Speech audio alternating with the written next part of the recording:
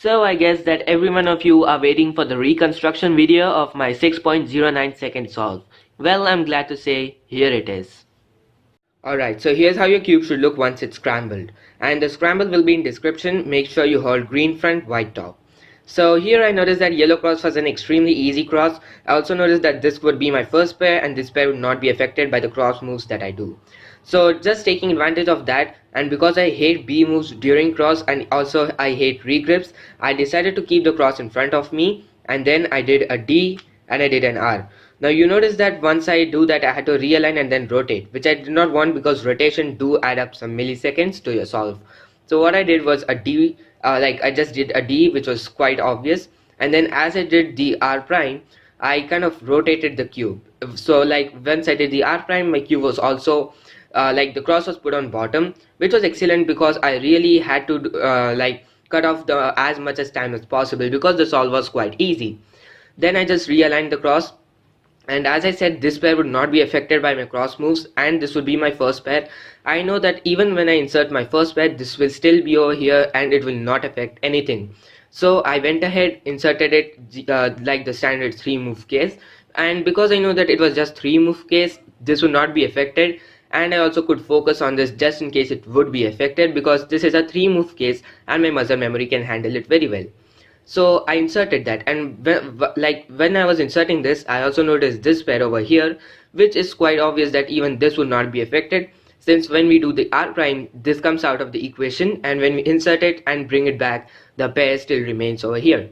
So I did R prime U to R to insert the back pair, and obviously I knew that this was my third pair, so I inserted it the standard way. Alright, so then I had this as my fourth pair, and from here there are various options. You can either do a sledgehammer to orient some edges out, or if you don't know what is sledgehammer, you might rotate and then insert, but then the bad thing is that you would end up with a dot OLL, which I don't think is a great one. So it was obvious that even I had to do the sledgehammer one or the rotation one, but I actually did something different, and that was something like this. So I basically did a U prime. I then took out this white edge on the top and then again did a U prime, so that because if I do a U then I would break up this pair.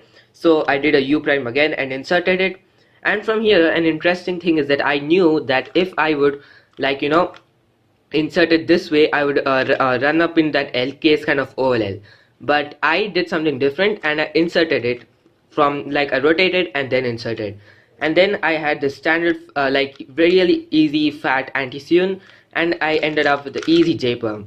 Now actually I did notice that afterwards when I finished the solve and I was just reconstructing it, I noticed that I actually if I would have the L case done, or maybe if I would have done the when I showed you at starting the dot OLL or the small L kind of case, I noticed that the PLL was also not quite great.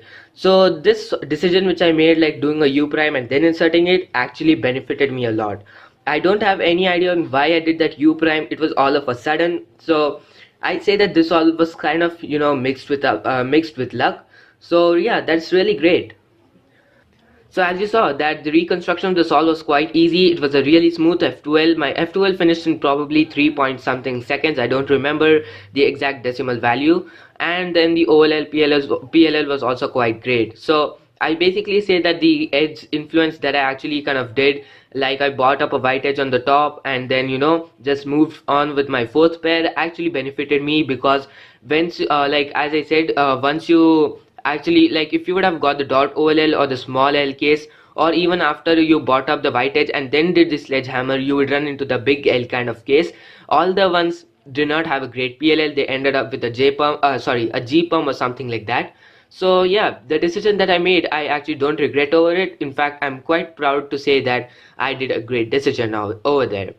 So yeah guys, that's about it for this reconstruction. I hope you all liked it, and I also want to know that you all go ahead, scramble up your cube and let me know down in the comment section what time did you get. Thank you so much for watching, and I'll be really happy to see if anyone actually got a sub 5 on it. Thank you so much for watching, and I'll see you guys next time.